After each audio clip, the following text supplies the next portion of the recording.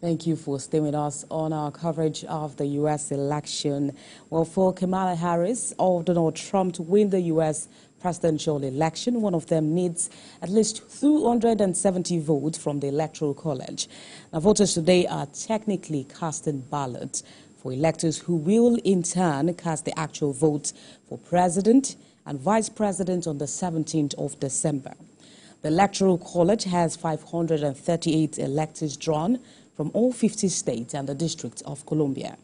And after the general election, electors meet in their respective states to cast separate ballots for president and vice president. The Electoral College results are then counted and certified by a joint session of Congress on the 6th of January. Here's how the electors are spread across the United States.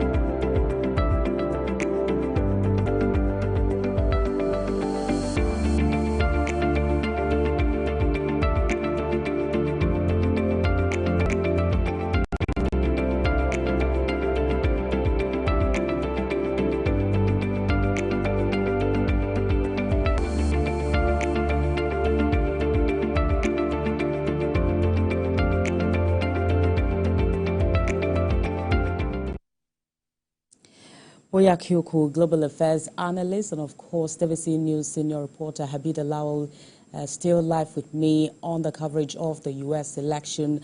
Very quickly, Habida, talk to us about the possibility of some other results coming in, especially from swing states like Wisconsin. Right. Let's have Boye answer that question. Talk to us about the possibility of some of these results coming in, especially for states that are, more callable.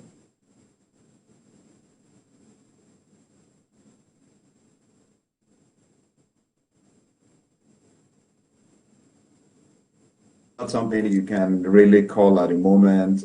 It's razor tight. It's tight. It's 1 point here, so we have to wait for all the results to come in before. I don't want to make a prediction and it goes already wrong. So we have to wait for the polls to come in. I mean, in 24 hours, we'll have a better idea, a clearer view of where things are going on, generally speaking. Now let's look at regional voting patterns. Some states in close proximity to each other often share similar voting patterns due to cultural, economic, and possibly historical ties. When you look at some of the northeastern states such as Vermont, New Hampshire, they tend to vote Democratic, while the southern states like Texas, Georgia, and Alabama often vote the Republican. How's voters, enthusiasm and some of the demographic shifts that we've seen in recent times play a crucial role in determining the outcome of this election? So a lot seems to have changed over the last couple of years in the United States. There have been a lot of migration during and after COVID.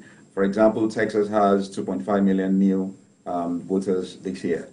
So Texas is meant to be red, Republican, deeply red. But we don't know if they want 2.5 million new voters. Are they going to vote Republican? And who are they going to pitch their tents with? So this has happened all over the country. Some states have lost their people in their states to other states. So it's a shift here and there. And like I said earlier, we'll be analyzing the results in the next couple of days to see where things are going on generally. Like you said, some states vote along same lines. We have the blue wall of Pennsylvania, Wisconsin, and Michigan. And we are seeing polls coming from Iowa, which is next to those states. We are seeing polls that seem to be leaning Democratic. Is what's going on, we're going to be able to tell after the results come up.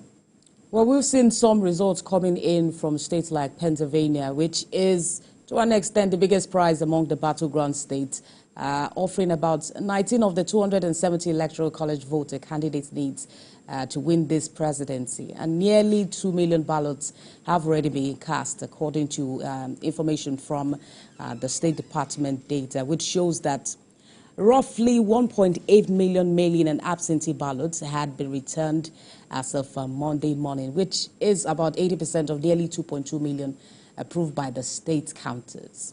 How do these latest polling numbers in key states like Pennsylvania, Ohio, and Florida also indicate the current, well, direction of the election?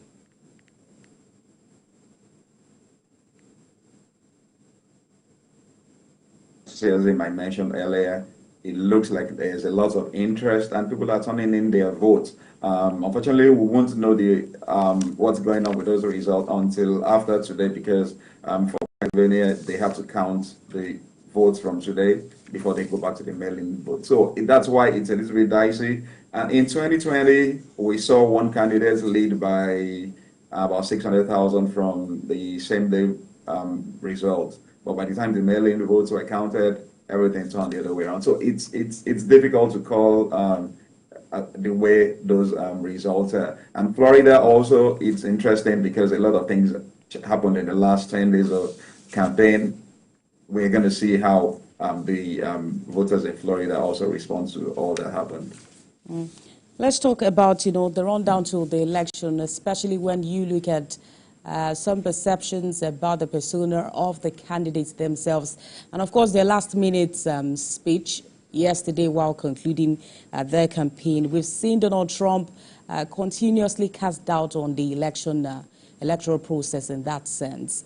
How does this reflect in how voters will be able to participate in this election?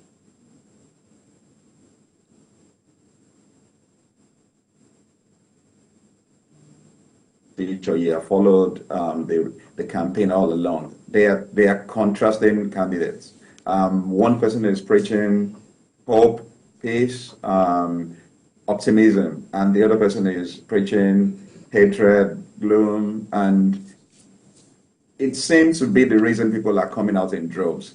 Now, when we see the results, we'll know if it's the optimism that won or the hatred, because it's clear the way both candidates have conducted themselves, what they have said out, what they have said to the populace, how they are seeing things. One person sees America as being great, one sees America as being going down. So we will see, by the time we're analyzing the results, we'll be able to tell which of these two positions has won, which of the two positions has resonated with Americans, which of these positions is driving Americans out to vote. We will be able to tell at the end of the day.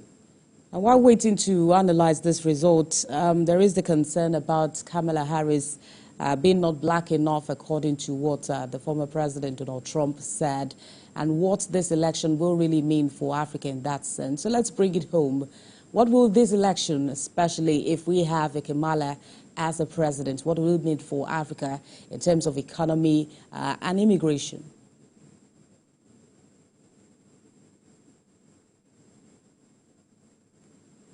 I mean, generally speaking, Democrats have been seen to have a softer spot for immigration in the way they handle immigration and all that. So generally speaking, that should mean good for Nigerians and Africans. We know what happened when President Trump was in the office for the 4 years. There was a ban that affected Nigeria as a country, for example. We don't expect that to come from someone like Kamala Harris. So those are the different clear things that we can see. And of course, Africa is a jewel for everybody. Everybody wants to work closely with Africa. I believe there will be a closer relationship compared to what we experienced when President Trump was in charge. So we should expect things to improvements in relationships and collaborations in various forms if Kamala Harris wins the presidency.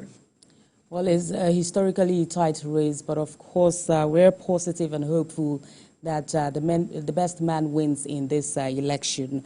Global Affairs analyst Boye Akioko, thank you for joining us on the news this hour. And that's it on The World Now. For more updates on the stories we're monitoring, you can visit our website on